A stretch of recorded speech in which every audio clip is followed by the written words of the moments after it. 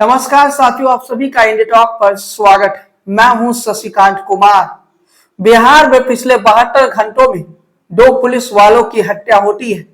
नीतीश कुमार अक्सर याद दिलाते हैं कि 2005 से पहले बिहार कैसा था, लेकिन समय आ चुका है नीतीश कुमार को यह याद दिलाने की आज के दौर में बिहार की कानून व्यवस्था क्या हो चुका है। तेजस्वी यादव कई बार कह चुके हैं कि मुख्यमंत्री होश में नहीं है, मुख्यमंत्री इस समय होश में नहीं है और मुख्यमंत्री सार्वजनिक जगहों पर कई बार अपने से छोटे लोगों का पैर छूते भी नजर आते हैं।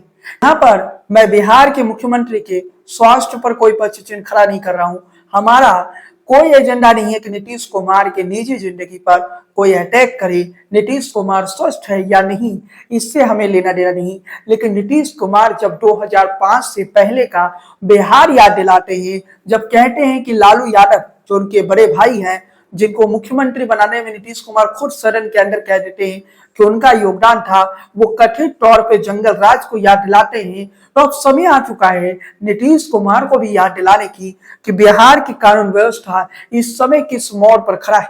बिहार की कानून व्यवस्था इस समय किन परिस्थितियों से गुजर रही है। बिहार के डिप्टी सीएम है विजय सिन्हा, वो कहते हैं एनकाउंटर की जरूरत हो तो करो। जिस भाषा में समझेंगे, मुंगेर में पुलिस के गाड़ी पलटने पर बोले डिप्टी सीएम विजय सिन्हा। यानी बिहार के डिप्टी सीएम कह रहे हैं कि एनकाउंटर करने की जरूरत पड़े तो एनकाउंटर किया जाए। एनकाउंटर मॉडल के खिलाफ हमेशा जेडीयू रहा है। एनकाउंटर मॉडल का कभी जेडीयू सपोर्ट नहीं किया है, लेकिन बिहार के डिप्टी सीएम की बातों से क्या नीतीश कुमार सहमत होंगे? सबसे बड़ा सवाल तो यह है कि बिहार में हो क्या रहा है। पिछले 72 घंटों में 2 पुलिस वालों की हत्या हो जाती है। एक बड़ा प्रश्न चिन्ह खड़ा हो रहा है कि बिहार में इस समय हो क्या रहा है। तेजस्वी यादव लगातार सरकार पर हमलेवर है। तेजस्वी यादव कह रहे हैं बिहार में दरोगा की हत्या पर भड़के तेजस्वी यादव और सरकार और सीएम नीतीश को खूब सुनाया। लेकिन सवाल ये है कि आखिर बिहार में हो क्या रहा है। 2 पुलिस वालों की हत्या होती है। 2 पुलिस वालों की हत्या के बाद बिहार में कानून व्यवस्था पर एक बड़ा सवाल निशान खड़ा हो रहा है। नीतीश कुमार के उस सुशासन मॉडल पर बड़ा सवाल खड़ा हो रहा है, जिस सुशासन मॉडल के नाम पर नीतीश कुमार पिछले 20 सालों से वोट ले रहे हैं जनता से। नीतीश कुमार पिछले 20 सालों में कभी लालू यादव के साथ आए तो कभी लालू यादव के खिलाफ लड़े, और जब लालू यादव के खिलाफ लड़े तो उसका ठीक जंगल राज को याद दिलाया जो कि 2005 से पहले था। आज नीतीश कुमार के राज्य में बिहार में अपराध का जो ग्राफ है वो तेजी से बढ़ रहा है। नीतीश कुमार के सुशासन राज में लगातार अपराध की घटनाओं की खबरें सामने आ रही है। लगातार अपराधी घटनाओं की खबरें सामने आ रही है। नीतीश कुमार जिस सुशासन मॉडल की बात करते हैं, नीतीश कुमार जो सुशासन राज की बात करते हैं, वो सुशासन राज कहां चला गया? भारतीय जनता पार्टी और जेडीयू जब ये कहती है कि लालू यादव का राज्य जंगल राज था, तो लालू यादव के उस कथित जंगल राज की तुलना में आज बिहार का, जब भी लालू यादव का उस कथित जंगल राज की जिक्र होती है, लेकिन आज बिहार की जो परिस्थिति है वो ये बताता है शायद लालू यादव का जंगल राज सही हो, लेकिन आज का बिहार का तस्वीर सही नहीं है, जहां कानून व्यवस्था पूरी तरह से चौपट हो चुकी है, जहां बिहार के डिप्टी सीएम को कहना पड़ रहा है एनकाउंटर करो, किसी भी कीमत में अपराधियों को खत्म करो। क्या ये बताता है कि वर्तमान परिस्थिति में बिहार एक भयानक परिस्थिति को देख रहा है? क्या बिहार में अपराध तेजी से बढ़ने के बाद, क्या बिहार में अपराध की तेजी से बढ़ने का जिम्मेदारी मुख्यमंत्री नीतीश कुमार की नहीं है? क्या भारतीय जनता पार्टी की नहीं है? क्योंकि भारतीय जनता पार्टी और नीतीश कुमार ने 2020 लालू यादव को उस कथित जंगल राज को याद दिलाकर वोट लिया था, लेकिन आज के समय में बिहार में हो क्या रहा है? बिहार में क्या इसे सुशासन राज कहें, जहां रोज हत्याएं की खबरें सामने आ रही है, रोज ऐसी खबरें सामने आ रही है जो बिहार की, आप कह सकते हैं, कानून व्यवस्था की धज्जियां उड़ा रहा है। नीतीश कुमार को सुशासन बाबू कहा जाता है, लेकिन सुशासन बाबू के राज में हो क्या रहा है? सुशासन बाबू के राज्य में हो क्या रहा है? सुशासन बाबू के राज्य में यह कैसी परिस्थिति है जिसे बिहार देख रहा है? तमाम परिस्थितियों के बीच में एनडीए के सीट शेयरिंग के मुद्दे पर भी जेडीयू और बीजेपी के बीच घमासान छिड़ा है। जेडीयू और भाजपा के बीच सब कुछ ठीक नहीं है, ये हमने होली के दौरान देख लिया था। जब जेडीयू के एक मेयर ने ये टिप्पणी कर दिया था कि 2.5 घंटे के लिए होली रोक दिया जाए। खैर ऐसा कुछ हुआ नहीं, होली काफी शांतिपूर्वक बिहार में हो गया। लेकिन इस दौरान जिस प्रकार से जेडीयू के मेयर का टिप्पणी सामने आता है और उसके बाद बीजेपी के विधायक का टिप्पणी, बीजेपी के विधायक ने पहले टिप्पणी किया, उसी के रिएक्शन में जेडीयू मेयर का टिप्पणी सामने आता है, दरभंगा के मेयर का टिप्पणी सामने आता है। इन तमाम परिस्थितियों को जब हम देखते हैं कि बिहार की तस्वीर आगे क्या होने जा रही है, क्योंकि जेडीयू और बीजेपी के बीच सब कुछ ठीक नहीं चल रहा है और उस दौरान बिहार में पुलिस वालों की हत्या होती है, जिससे विपक्ष तो घेरेगा ही, क्योंकि विपक्ष को मौका मिला। पिछले कुछ दिनों में लगातार ऐसी खबरें सामने आ रही है जो नीतीश कुमार की कानून व्यवस्था की विफलता कह सकते हैं, जो नीतीश कुमार के कानून व्यवस्था की आप कमजोरी कह सकते हैं, जो नीतीश कुमार के उस कानून व्यवस्था की पोल खोल रहा है, जो नीतीश कुमार अपने आप को कानून व्यवस्था के जो नीतीश कुमार अपने आप को सुशासन बाबू कहते हैं, उस सुशासन बाबू की सरकार की पोल खुल रहा है, उस सुशासन बाबू की सच्चाई सामने आ रही है जो नीतीश कुमार अक्सर कहते हैं।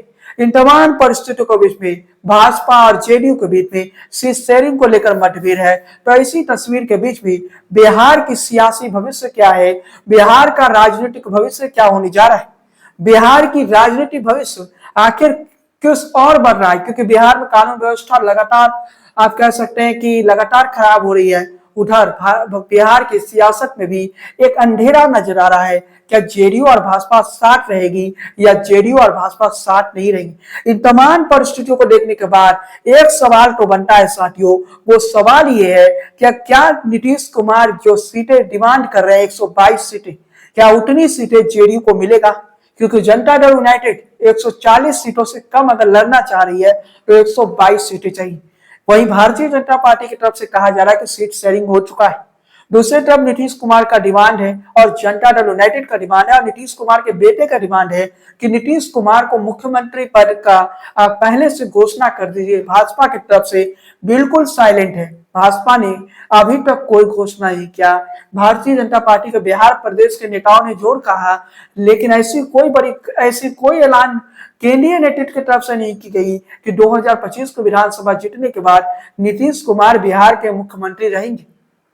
नीतीश कुमार भी महाराष्ट्र के उस मॉडल से डरे हुए हैं जहां शिंदे के नाम पर चुनाव तो लड़ा जाता है, लेकिन वहां भी भाजपा ने यह नहीं कहा कि शिंदे ही मुख्यमंत्री बनेंगे और वहां की तस्वीर ये हुआ कि शिंदे को डिप्टी सीएम बनना पड़ा। अब यहाँ पर नीतीश कुमार डिप्टी सीएम तो नहीं बनेंगे, लेकिन ऐसी फॉर्मूला भाजपा की तरफ से रख दी गई है कि नीतीश कुमार के बेटे को डिप्टी सीएम बनाया जाएगा और भारतीय जनता पार्टी का मुख्यमंत्री होगा। भारतीय जनता पार्टी का मुख्यमंत्री और नीतीश कुमार के बेटे को डिप्टी सीएम बनाया जाएगा। ये प्रस्ताव भारतीय जनता पार्टी नीतीश कुमार के सामने पहले रख चुकी है, लेकिन इसी दौरान वक्फ एक्ट में जो संशोधित बिल है वो भी संसद में आएगा और जब वक्फ एक्ट संसद से पास हो जाएगा, पारित हो जाएगा, तो मुसलमानों की जो प्रक्रिया होगी उस पर जेडीयू का क्या जवाब होगा, उस पर जनता दल यूनाइटेड का क्या पक्ष होगा। जनता दल यूनाइटेड के जो केंद्र में आप कह सकते हैं कि मंत्री है ललन सिंह, वो वक्फ एक्ट के संशोधन के पक्ष में और शानदार भाषण भी दिया था, लेकिन जनता दल यूनाइटेड के जो बिहार प्रदेश के लोग हैं, जो नीतीश कुमार के बेहद करीबी माने जाते हैं, उन लोगों ने वक्फ एक्ट में केंद्र सरकार से विपरीत परिणाम रखा। लेकिन तमाम परिस्थितियों के बीच में एक तरफ ललन सिंह है जो भारतीय जनता पार्टी के आप कह सकते हैं कि पक्ष में है। ललन सिंह लगातार भारतीय जनता पार्टी के पक्ष में रहने की बात कर रहे हैं और लगातार ललन सिंह की बातों को सुनने के बाद यही लगता है कि वो पूरी तरह से भारतीय जनता पार्टी के भगवा को स्वीकार कर चुके हैं। वहीं बिहार में नीतीश कुमार अपने बेटे को राजनीतिक में राजगद्दी देने की तैयारी कर रहे हैं। इस समय नीतीश कुमार ये जानते हैं कि आज के समय में जनता दल यूनाइटेड एनडीए से गठबंधन तोड़ते हैं तो जनता दल यूनाइटेड का विधायक दल तो साथ रह जाएगा, लेकिन संसदीय दल साथ नहीं रहेगा। जनता दल यूनाइटेड की जो संसदीय दल है वो आप कह सकते हैं कि भारतीय जनता पार्टी के पक्ष में ज्यादा नजर आता है। जनता दल यूनाइटेड यानी जेडीयू का संसदीय बोर्ड, आप ऐसी भी कल्पना कर लीजिए कि अगर जेडीयू आज के तारीख में अलग होता है तो जेडीयू का जो संसदीय बोर्ड है, जेडीयू का आप कह सकते हैं कि जो सांसद जीते हैं वो सारे सांसद भारतीय जनता पार्टी में शामिल हो जाए। विधायक दल तो साथ रह सकता है जनता दल यूनाइटेड के साथ, नीतीश कुमार की विचारधारा के साथ, लेकिन संसदीय दल साथ नहीं रहेगा। नीतीश कुमार की परेशानी यहीं से है। नीतीश कुमार ये जानते हैं कि आज के तारीख में भाजपा से अलग हुए तो भाजपा नीतीश कुमार के पार्टी के सारे सांसदों को अपने साथ ले जाएगी। एक दो सांसद रुक जाए तो रुक जाए, लेकिन ज्यादा संभावना है कि सभी सांसद भारतीय जनता पार्टी में चला जाए। नीतीश कुमार की परेशानी यहीं से शुरू होती है, इसलिए नीतीश कुमार इस समय बेहद खामोश है। जब होली पर विवाद हो रहा था, जब भाजपा के नेताओं की तरफ से बयान आ रहा था, नीतीश खामोश हो गए। नीतीश कुमार खुद नहीं बोले, बल्कि नीतीश कुमार के पार्टी के एक सदस्य जो नीतीश कुमार के पार्टी के मेयर थे, उससे नीतीश कुमार ने बुलवा लिया। लेकिन नीतीश कुमार के पार्टी के ही एक नेता जो भारतीय जनता पार्टी के पक्ष में ज्यादातर रहते हैं, भारतीय जनता पार्टी के पक्ष में ज्यादा रहते हैं, यानी अशोक चौधरी, वो कहते हैं कि जो दरभंगा के मेयर है उसे जनता दल यूनाइटेड से निकाल देना चाहिए। इन तमाम परिस्थितियों के बीच में नीतीश कुमार के पास समय बहुत कम बचा है। नीतीश कुमार को बहुत कड़े फैसले लेने हैं, नीतीश कुमार को बहुत बड़े फैसले लेने हैं, क्योंकि समय काफी कम बचा है और इस कम समय में नीतीश कुमार को कई बड़े निर्णय लेने। खैर साथियों, आज के इस वीडियो को हम यही समाप्त करते हैं।